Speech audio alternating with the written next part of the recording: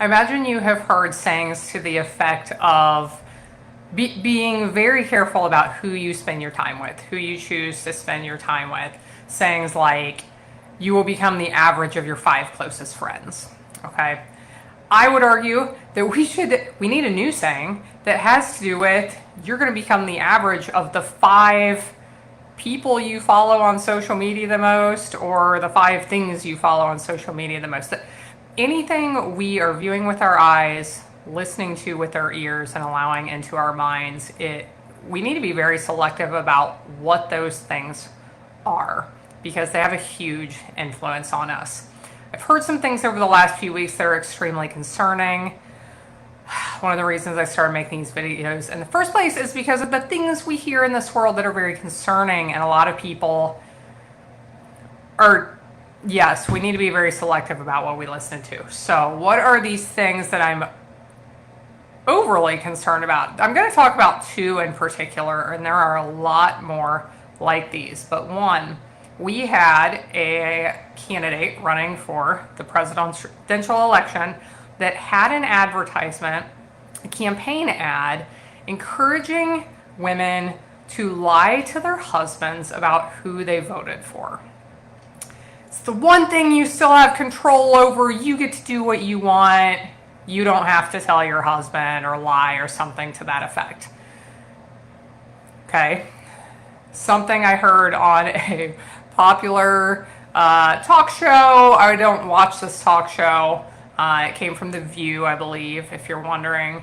I don't watch it, but I hear a lot of the interesting things they say on there in the news and stuff that I listen to.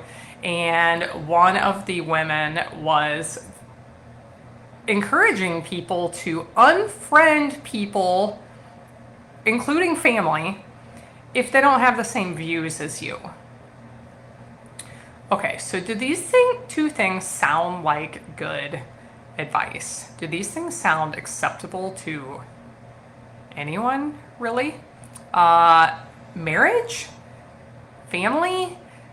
These are foundational to our culture, to our nation, to who we are as a people. Functional families, strong marriages that can stay intact and raise functional children. I'm not saying you can't raise functional children outside of a marriage.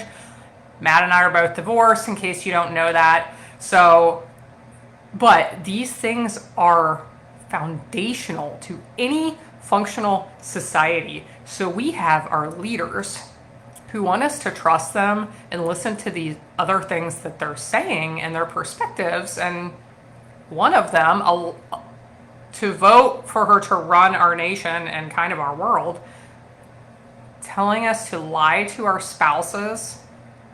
And this other woman who's very much has the same line of thinking, to stop communications with your family or friends who believe differently than you. I'm just curious what you think about this. And here is my suggestion, my encouragement for today is, when we're listening to things, we need to listen to what's being said. We also need to listen to how it's being said and think about, like, what kind of other responses might they be trying to get out of us, or what else might they be trying to accomplish by the way they're saying this. I want to relate it to this. Back in June, I had to serve on jury duty. I spent 4 days of my life listening to stories about a creepy old man who did inappropriate things to a 10-year-old girl. It was terrible. But we had the blessing during this case. We had video to watch back of 2 different things. One, when they pulled the man into the police station for the first time to start questioning him. We had video of that we could watch. We also had video of the first time the child services people or whoever does the questioning of the children, like, once a report is made that someone has done something inappropriate, then they bring these people in to ask non-leading questions just to see what information they can get out of the children without leading the children, without, like, prompting them what to say exactly. when they pulled her in, we got to watch that video. So we watched all of it. We went through the whole thing. We get back to deliberations. Is that when the jury starts talking about how we're going to vote? And one of the men in the room says, there's just not enough evidence. And this was probably my face. What? I'm like, what?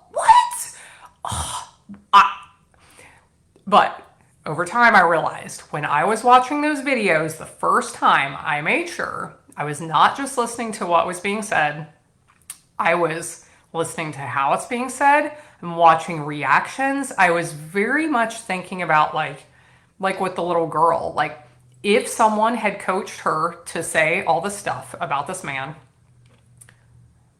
is that how she would be answering, or with this? And there were things going on. I was like, there is not a chance if somebody coached her to say these things, there is not a chance she would have just answered that question in half a second, didn't think twice about it. Like there's no way. And the man, I was just watching as he started to get uncomfortable, like just watch the response. If I'd just been listening to what he was saying, and women are more perceptive about a lot of things in a lot of cases, right? Not trying to be offensive, but right. Okay, let's just admit it.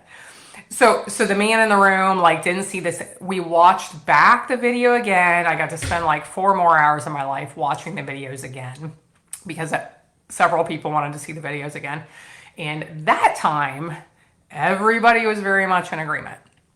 When we are listening to things from wherever, TV, radio, news, anywhere we're choosing to listen to things, we need to have our little sensitive ears open, not just to the words that are being said, but to what's being said. If they're trying to get various responses out of us, TV commercials, things like that, we totally should be using this to anything that we listen to. And if anyone, anywhere, starts saying things like lie to your spouse or unfamily your family if they think differently than you, I feel it is time to turn that off and really start to question the other things that these same people want us to believe.